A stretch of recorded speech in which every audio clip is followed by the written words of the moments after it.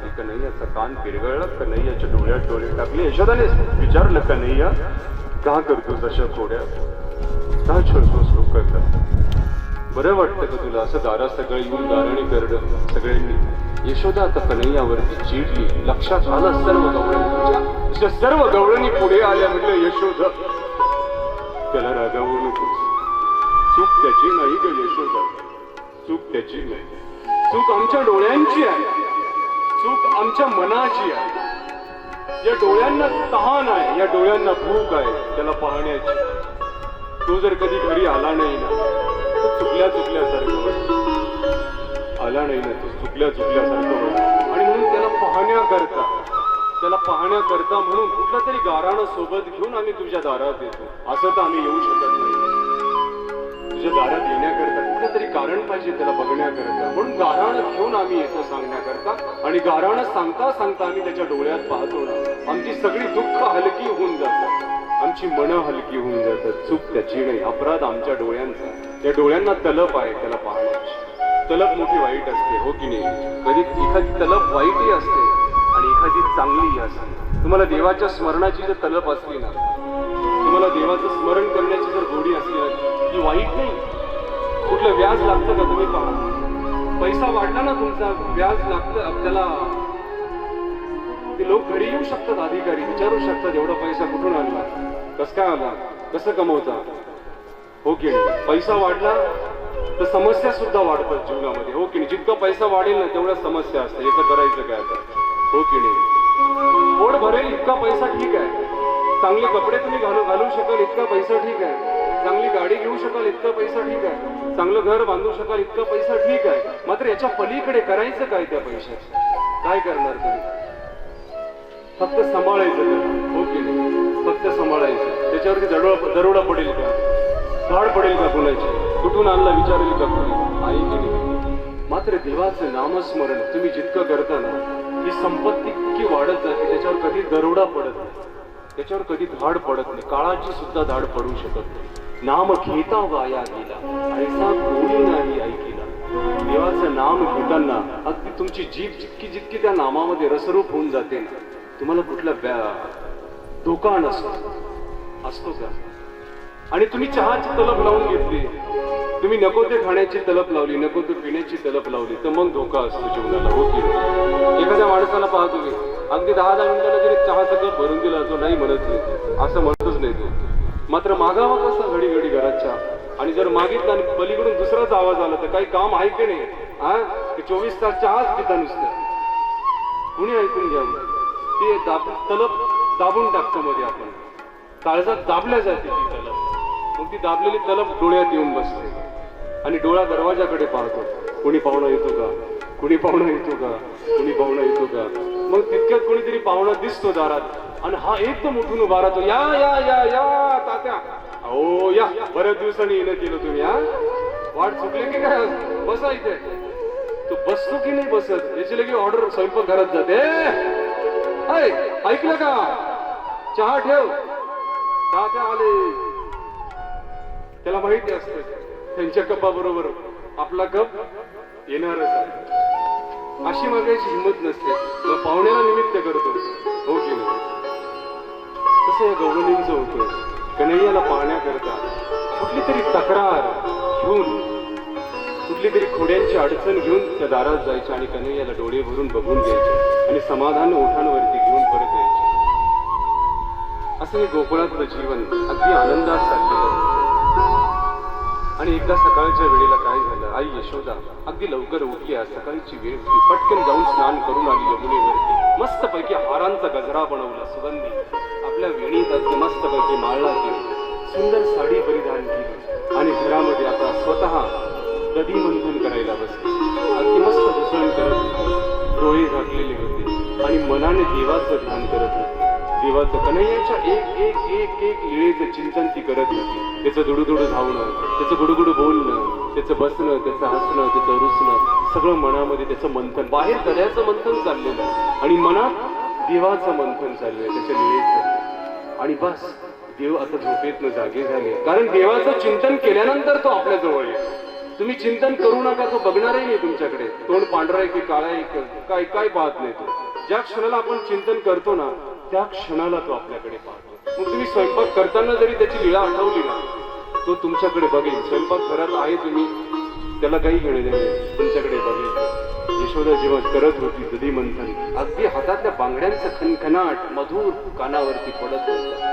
तिच्या विणीला जे गजरा होता ना एक एक मोगऱ्याचं फूल असं निखळून पडत होतं तिच्या वेणीचे. जेव्हा ती अशा हलवत होती अगदी हात गमवून गेले तिचे. आणि कन्हैया आता उठले झोपेतून. आई आपलं चिंतन करते आपण गेलो पाहिजे.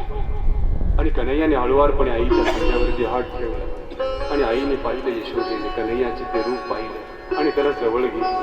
आपल्या छातीशी घट्ट कवटळलं आणि वात्सल्याचा बाण त्याच्या मुखात दिला आई यशोदे. आणि आता दोघंही तन्मय झाली. कन्हैया दूध पिण्यात तन्मय झाला. आई यशोदा त्याचे गुणगान गाण्यात तन्मय झाली. त्याच्या चेहऱ्याकडे पाहत होती आणि तितक्याच प्रपंचाने घात केला. समोर जे दूध ठेवलेलं होतं ना अगदी उकळण्याकरता तापवण्याकरता ते दूध अगदी अगदी गरम झालं. यशोदेच्या चटकन लक्षात आलं आता दूध होतू जाणार. यशोदा एकदम गोंधळली गडबडली. मांडीवरती असलेल्या कृष्ण कन्हैयाला उचलला आणि पटकन खाली ठेवलं आणि धावत त्या दुधाकडे गेली. यशोदेचं ते धावणं भगवंताला आवडलं.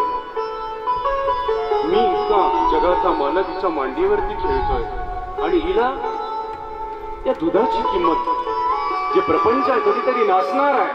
दूध तुम्ही किती जपून ठेवा फ्रीज मध्ये 2-3 दिवस नासणार आहे ते कधीतरी. त्या नासणाऱ्या प्रपंचाकडे आपण पळालो ना की देव आपल्यावर सुद्धा नाराज होऊन जातो. होते की नाही? भगवंत इतका नाराज झाला नाही यशोदेवरती. एखादी गोष्ट जर तुम्हाला जास्त प्रमाणात मिळाली ना त्याची तुम्हाला किंमत राहत नाही. राहते का? तुम्हाला पैसा भरपूर मिळाला ना त्याची किंमत नाही राहत तुम्हाला. हो की नाही? आणि एखादी गोष्ट नाही मिळाली ना मग त्याची किंमत नाही राहत. एक तर जास्त प्रमाणात मिळाल्यावर किंमत राहत नाही किंवा मिळालीच नाही तर त्याची किंमत राहत नाही. राहते का? तुम्हाला माहिती आहे आपण 50 लाखाचा हिरा नाही आणू शकत घरामध्ये. तुम्ही कधी विचारच करत नाही त्याचा. जाऊ द्या ना त्याच्याशी आपलं काही घेणं देणं नाही. मिळाली तरी त्याचं महत्व राहत नाही आणि जास्त मिळाली तरी महत्व राहत नाही. यशोदेच्या मांडीवर आज भगवंत आहे मात्र किंमत नाही. क्षणभर ती गोंधळी दुधाकडे धावत गेली. आपण काय करतो? प्रपंचाकडे जास्त धावतो की नाही आपण? आपली धाव कोणीकडे जास्त? प्रपंचाकडे जास्त धाव असते. आपण कथेला येतो का? काय करायचं चालूच असतं ते. त्यांना सांगण्याचं काम आहे. कथा करतात आपल्याला काय? बसा ना गपचीत घरामध्ये. हो की नाही? घरात बसून टीव्ही पाहतो आपण सिरियल पाहतो मात्र इथे बसून देवाची 2 कथेचे शब्द कानावरती घेऊन आत्मा पवित्र करावा अशी आपली भावना होते का? नाही होत. देव सांगतात प्रपंचाकडे तू कितीही धावला ना प्रपंच कुणाच्याच बापाचं झालेलं झाला का? शरीर तुम्ही म्हणता माझं माझं आहे झालं का तुमचं? शरीर सुद्धा आपलं बापाचं नाही दिलेलं आहे कुणाचं तरी. देवाने भाड्याची खोली दिलेली आहे. काल आपण ऐकलेलं आहे. हे शरीर आपलं नाही. धन तुम्ही म्हणता धन माझं आहे धनही आपलं नाही. हो की नाही? आपलं काहीच नाही. मग आपण धावतो का या प्रपंचासाठी?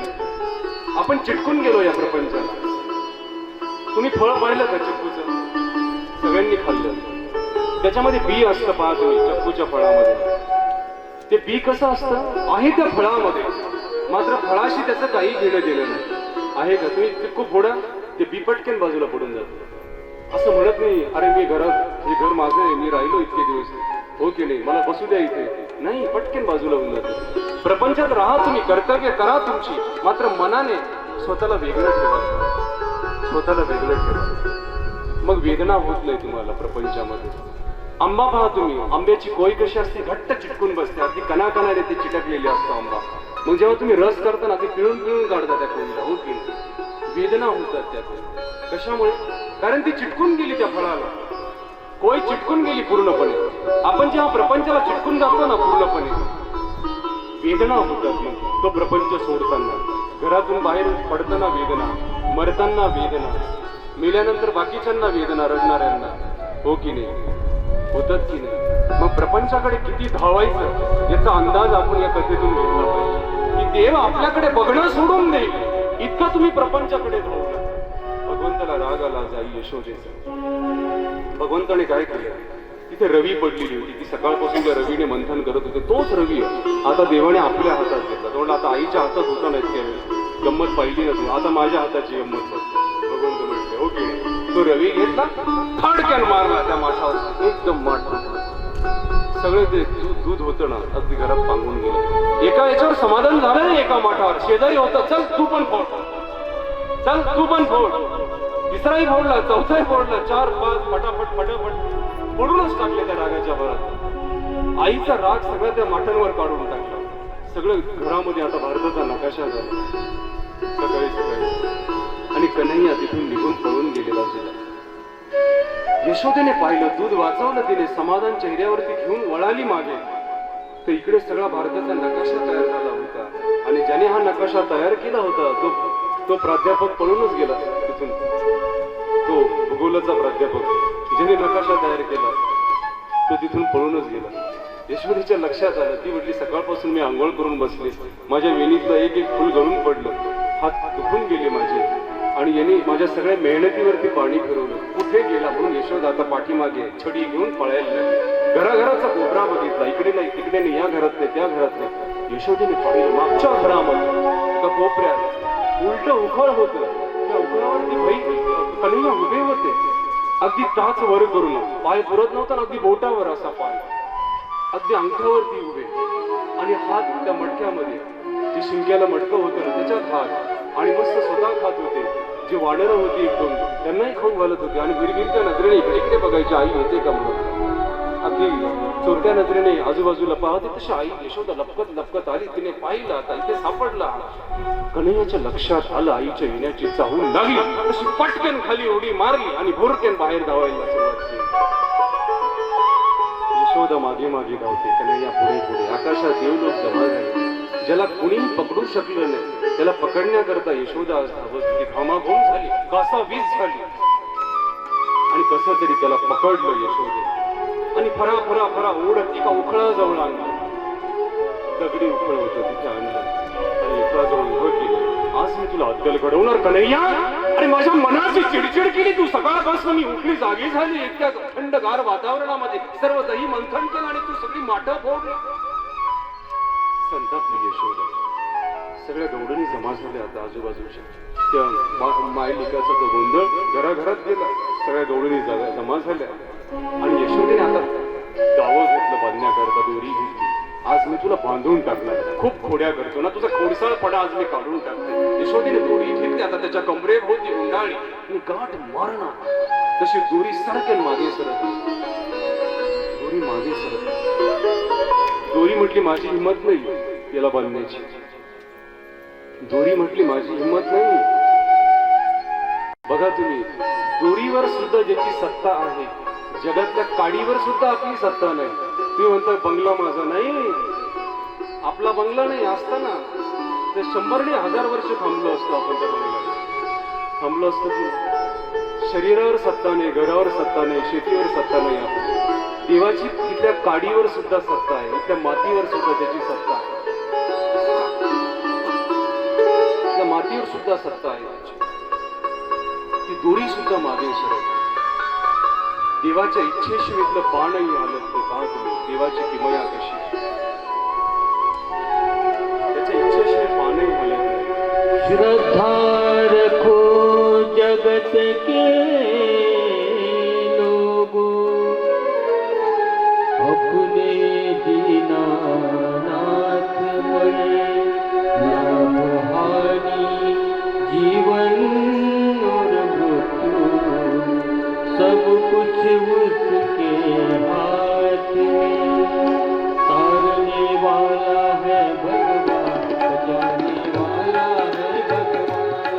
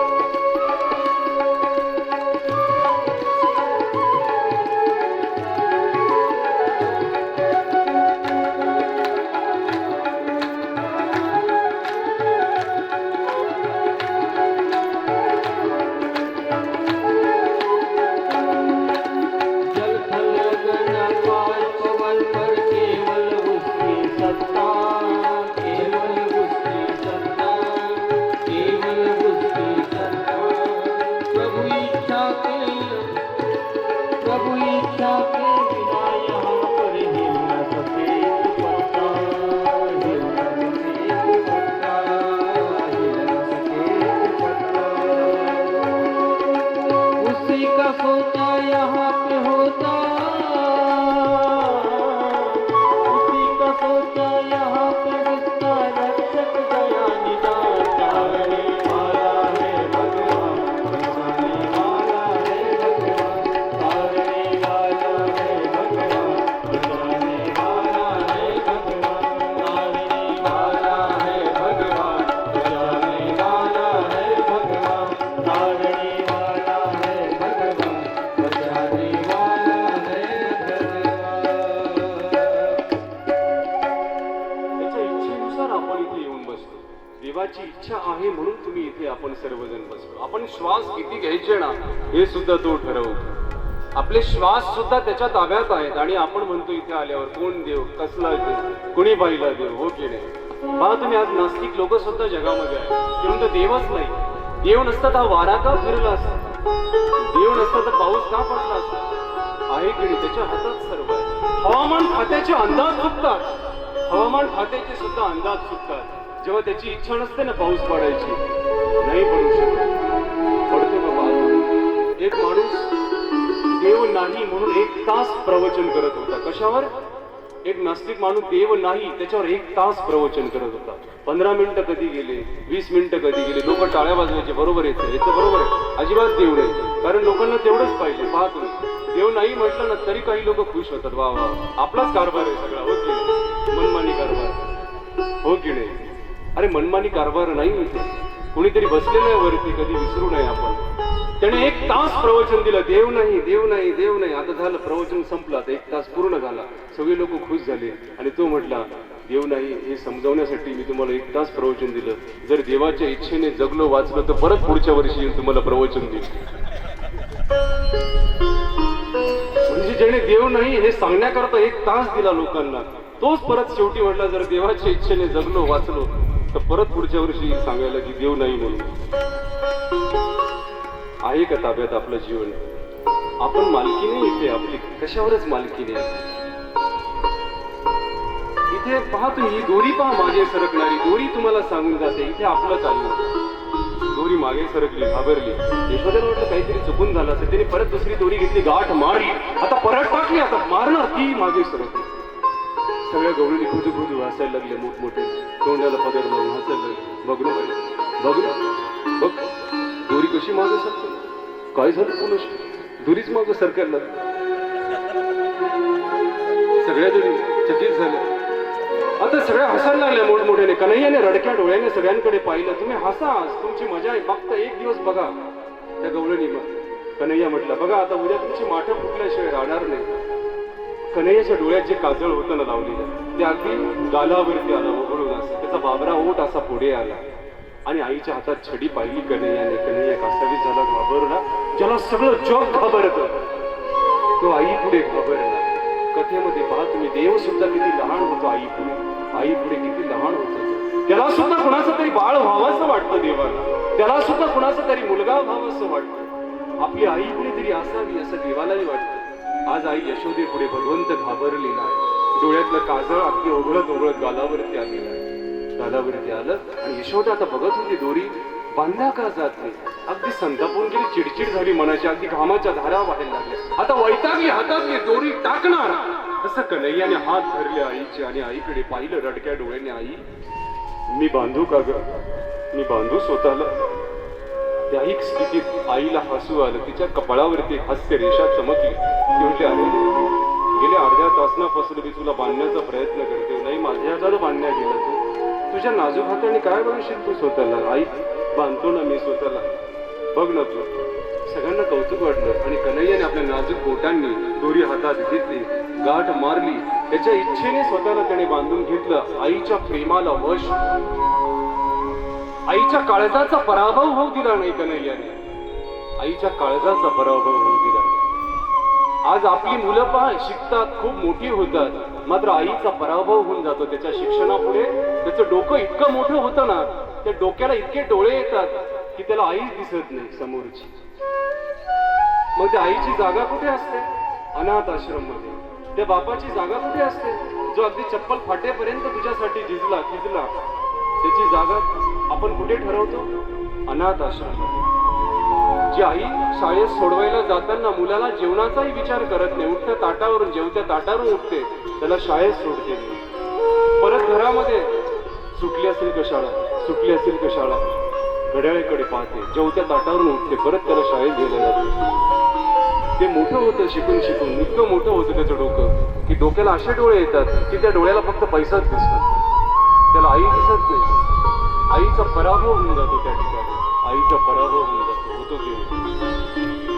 कृष्ण कन्हैया हा मुलांकरता सुद्धा आदर्श आहे की मुलांनी कसं जगावं, आई पुढे नेहमी लहान राहावं, मुलाने आई पुढे नेहमी पराभव स्वीकारावा, आईच्या प्रेमापुढे नेहमी पराभव स्वीकारावा. हा खरा मुलगा असतो. एक आदर्श मुलगा कसा असावा ना, आदर्श मुलगा की कन्हैयाने आपल्याला शिकवलं की इतक्या मोठ्या जगाचा मालक आहे तो, जगाचा मालक आहे. एक फॅक्टरीचा मालक असतो ना, तो सुद्धा आईला जुमानत नाही. तो दे आई येऊ नको मध्ये, सगळे मोठे मोठे लोक बसलेत मध्ये, VIP लोक आहेत सगळे, पांढऱ्या कपड्यावाले आहेत, तू नका येऊ मध्ये. एका फॅक्टरीचा मालक आईला लांब ठेवतो.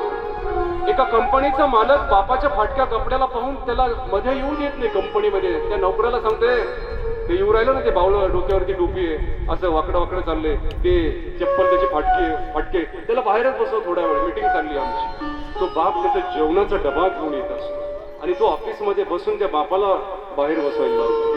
इतकं डोकं आलं का आपल्याला? जो जगाचा मालक आहे तो तर आई पुढे लहान होतो. हा कंपनीचा मालक, हा फॅक्टरीचा मालक, हा टपरीचा मालक, हा म्हणतो आईला की तिला बाहेर बसव. आहे की नाही? ही कथा जुनी होते का कधी? कथा कधीच जुनी होत नाही. आजही मुलांना घडवण्याकरता ही कथा कामी येऊ शकते. एक मुलगा कसा असावा पहा तुम्ही, छत्रपतींचा पराक्रम पहा तुम्ही. शिवछत्रपतींना एका आईने घडवलं, इतकं घडवलं, पराक्रम फुलवला, छत्रपतींमध्ये असलेला पराक्रम फुलवला, इतका फुलवला की छत्रपतींनी आईची सगळी स्वप्न पूर्ण करून टाकली. एक आई मुलाला स्वप्न देऊ शकते. तुमच्या मुलाला काय बनवायचं ना, ही फक्त तुम्ही ठरवू शकता. त्याला दरोडेखोर बनवायचा की त्याला चांगला माणूस बनवायचा, ही फक्त आई ठरवू शकते. हो की नाही? जिजाऊंनी छत्रपतींना स्वप्न दिलं लहानपणी की बाळा, तुला एक स्वराज्य निर्माण करायचं आहे, तुला स्त्रियांच्या कपाळाचं कुंकू रक्षण करायचं आहे, तुझ्या राज्यात कोणी उपाशी झोपता कामा नये, तुझ्या राज्यात कुणीही कुत्रा सुद्धा उपाशी झोपता कामा नये, असं राज्य तू निर्माण करशील का बाळा? आईकडे पाहिलं आणि त्या क्षणाला छत्रपतींनी हाताच्या मुठी गच्च आवळल्या आणि करारी नजरेने आईकडे पाहिलं. हो आई, मी निर्माण करेल असं साम्राज्य, मी निर्माण करेल. आणि छत्रपतीने एक एक किल्ला ताब्यात घेतला, अनेक किल्ले जिंकले, अनेक किल्ल्यांचा मालक झाला. तरी सुद्धा आई पुढे नेहमी नम्र असायचे. छत्रपती आई पुढे हात जोडून असायचे. जेव्हा छत्रपतींचा राज्याभिषेक झाला ना रायगडावरती, आई जिजाऊ थकलेल्या होत्या, डोळे खोल गेलेले होते, केस पांढरे झालेले होते, शरीर थकलेलं होतं. आणि मुलाचं कौतुक पाहण्याकरता आई त्या गडांच्या पायऱ्यावरनं चढत चढत तिथे सिंहासनाजवळ आली. छत्रपतींचा राज्याभिषेक सोहळा त्या आईने आपल्या उघड्या डोळ्यांनी पाहिलं.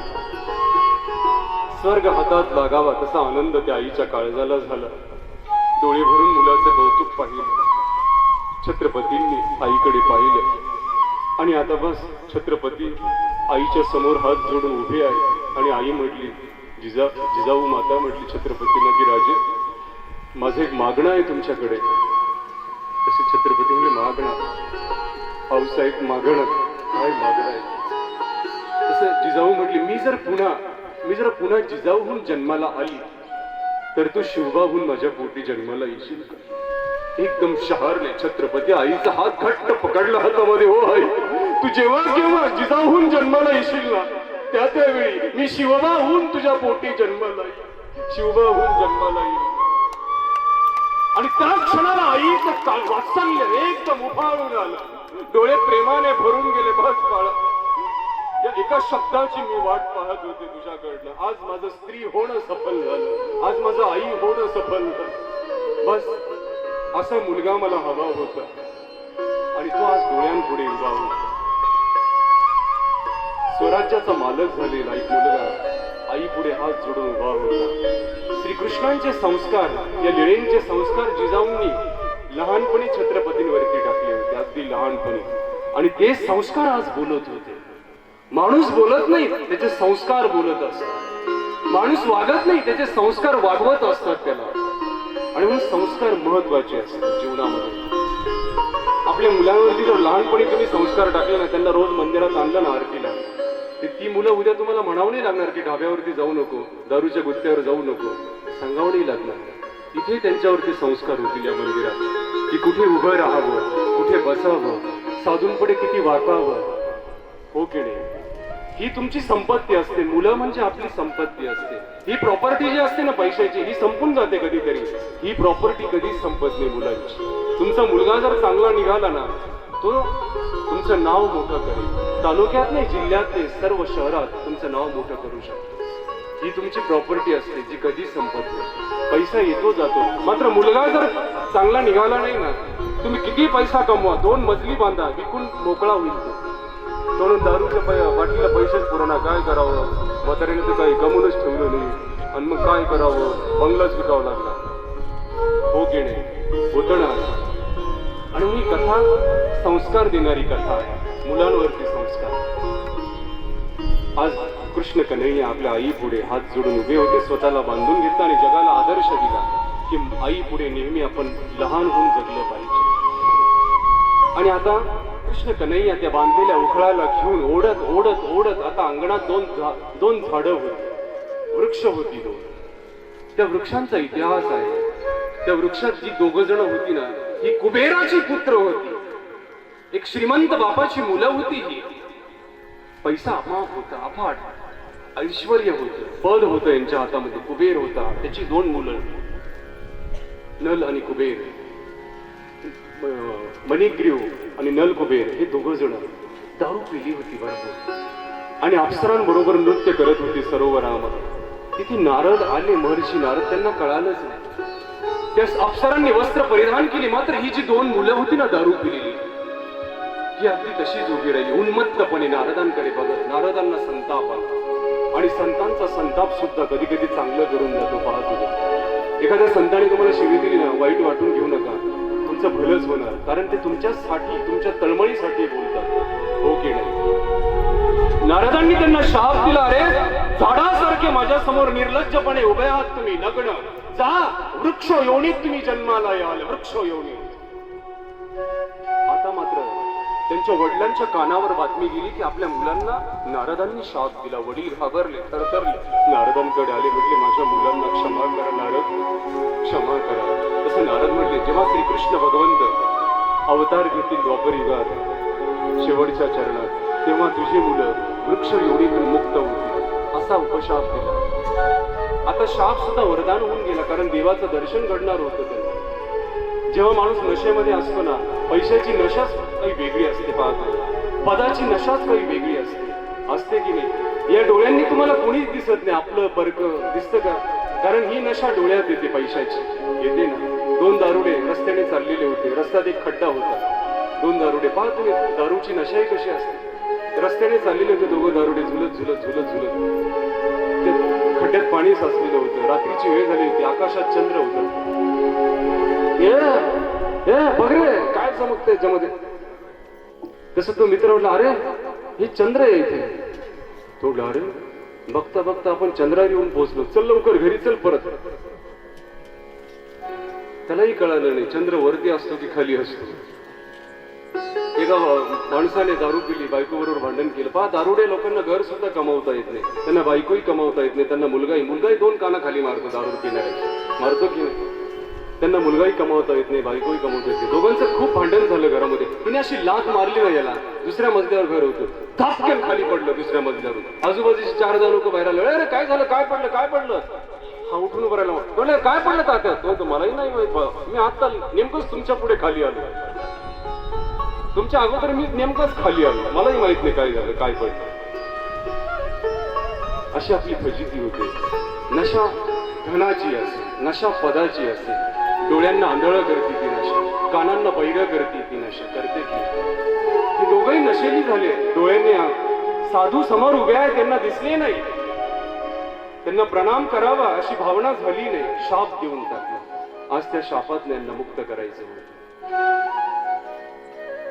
आणि बस कन्हैयाने आता ते उखळ ओढत ओढत त्या दोन्ही वृक्षांच्या मधून कन्हैया निघून गेले. दोरी सुद्धा निघून गेली, मात्र जे उखळ होतं ना ते आडवं पडलं असं खाली, त्याला निघताच येईल. ते उखळ मध्येच लटकून बसलं. दोन वृक्ष अगदी मुळापासून शेंड्यापर्यंत पसरलेले ते आता हादरून गेले. ते म्हटले आपली काय गय नाही आता कन्हैयाने अगदी कमरेचा हिसका जोरात दिला. तसे एकदम हादरले. ते मुळापासून अगदी शेंड्यापर्यंत ते वृक्ष एकदम हादरले. कन्हैयाने जोराचा हिसका दिला. आकाशात वीज कडकडावी तसा कडकडाट झाला दोन्ही वृक्षांचा आणि दोन्ही वृक्ष उन्मळून जमिनीवरती पडले. आणि पडलेल्या वृक्षात एक दिव्य पुरुष दोन बाहेर पडले. लख प्रकाश पडला दोघांचा. दोघे हात जोडून उभे राहिले. कन्हैया, हे देवादी देवा, हे परमेश्वर नियम, आज तू आम्हाला या वृक्ष योनीतनं मुक्त केलं. आम्ही पापमय जीवन जगत होतो. दारूच्या नशेमध्ये, संपत्तीच्या नशेमध्ये आम्ही एका संतांचा अपमान केला आणि म्हणून वृक्ष योनीत आम्हाला जन्म घ्यावा लागला. आणि देवाला ते आता विनंती करतात, हे प्रभू, इथून पुढे असा अपराध आमच्याकडनं कधीच होणार नाही. आमचे डोळे हे नेहमी तुझ्या दर्शनाकरता आता कासावीस असू दे. आमचं तोंड नेहमी तुझं गुणगान गाण्याकरता आता या तोंडाची फक्त एकच इच्छा आहे की तुझं गुणगान गावं. हे कधी सुचलं या मुलांना? जेव्हा नशा गेली मनातली संपत्तीची. माणूस देवाचं भजन कधी करतो माहिती का? जेव्हा धनाची नशा उतरते ना मनातून, तेव्हा भजनाची नशा वाढते. आणि भजनाची नशा जोपर्यंत वाढत नाही ना आपल्या मनुष्य जीवनात येणं व्यर्थ आहे. जीवन आपण गमावून टाकतो. क्या किया क्या किया क्या किया रे, तूने जीवन गमा दिया, क्या किया रे, जिसे पाना था उसको तो खो दिया रे, जिसे पाना था उसको तो खो दिया रे, क्या किया क्या किया क्या किया रे, क्या किया क्या किया क्या किया रे, तूने जीवन गवा दिया, तूने जीवन गवा दिया, क्या किया रे, जिसे पाना था उसको तो खो दिया रे, जिसे पाना था उसको तो खो दिया।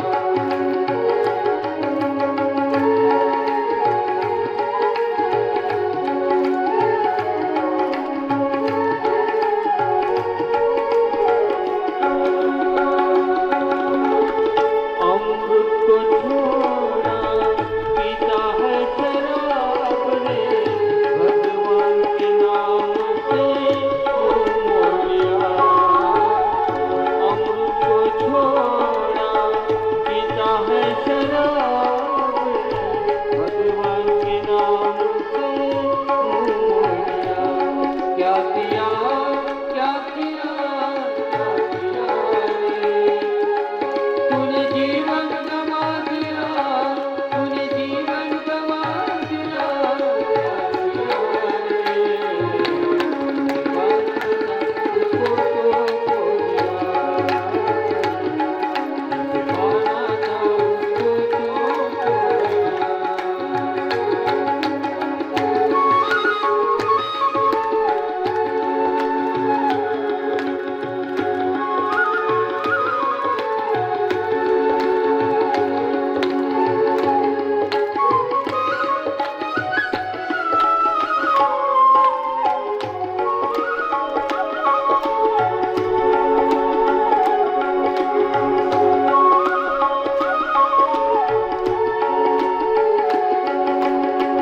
विषयों के बंध से बांधा गया, संत समागम को भूल गया। विषयों के बंध से बांधा गया, संत समागम को भूल गया। क्या किया क्या किया क्या किया रे, क्या किया क्या किया क्या किया रे,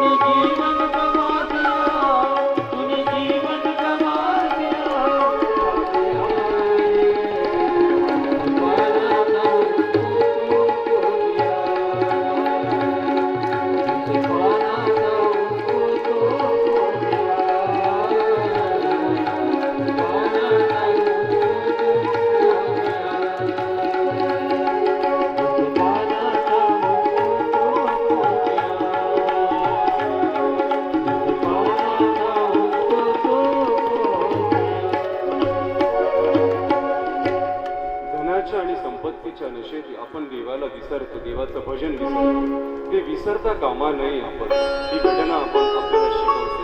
मनुष्य जन्मात येऊन ज्याला मिळवायला पाहिजे त्याला आपण गमावून बसतो, आणि जे मिळवतो संसारामध्ये ते सुद्धा गेल्यानंतर सोडून जावं लागतं. म्हणून मिळवायचं काय आयुष्यामध्ये याचा हिशोब आपल्याला करता आला पाहिजे की देवाचं नामचिंतन हीच आपली आयुष्याची कमाई असते. भगवंताची कथा हीच आपल्या आयुष्याची कमाई असते, ती आपल्याला करता आली पाहिजे. एवढंच आजच्या या कथाभागामध्ये आपण समजावून घेतलेलं आहे. उर्वरित कथाभाग उद्याच्या 4थ्या दिवसाच्या प्रवासामध्ये आपण पाहणार आहोत, अनुभवणार आहोत. आता आरतीची वेळ झालेली आहे. सर्वांनी आपापल्या जागेवरती उभं राहायचं आहे. आज या महाआरतीचे मानकरी